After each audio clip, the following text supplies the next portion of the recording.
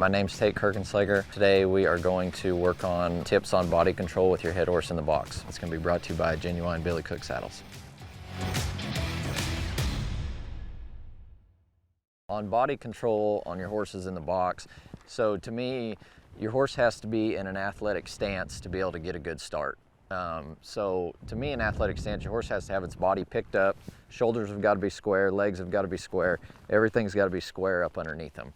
And the reason we do that is so your horse can be in an athletic stance, so when you ask it to leave, it can leave at a high rate of speed and get going as fast as it can go.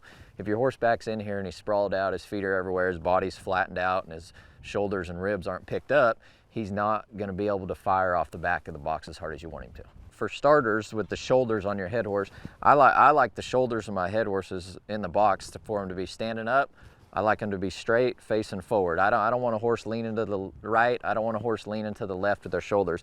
If I can pick their body up and get their shoulders square in the box straight, I can get them to push off the back of the box with their ass. So I guess the main thing is whenever you bring your horse in here and turn him around, so if I turn this horse around, I want this horse to turn all the way and square up with the front of the box. So everything's dead in line before I ask him to back up. So right now his shoulders are square and up. And then once you back in here, if you have to, you can pick your feet up. Like I'll use both feet right here to kind of stand his shoulders up until he stands up square like he is here. So now he's in an athletic position to where whatever the start is, whenever I want to go, he's going to leave off the back of the box and push off the back of the box with his ass. So by getting his shoulders set up in the box is going to allow me to get his shoulders set up running to the steer. If his shoulders are up and square in the box, then when I leave the box, his shoulder is going to be up, square, running to the steer, if that makes sense.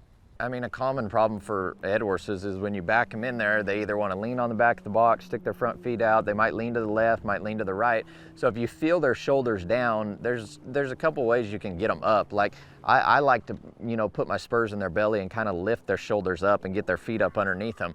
You can kind of step your horse forward and back a couple times and loosen their feet up to get them picked up, or if they're leaning right and left, you can move your horse to the right in the box, move his shoulders to the right, move his shoulders to the left, and that just kind of frees his shoulders up to where you can get him to stand up in between the bridle, in between your legs, and get his shoulders brought up. So, it's no different than those guys that ride colts and they turn them right and left all the time, breaking their shoulders loose. You do the same thing in the box. Walk them forward, back, right, left, turn a few circles. Just, if you can keep their shoulders free, you can get them to do whatever you want to do.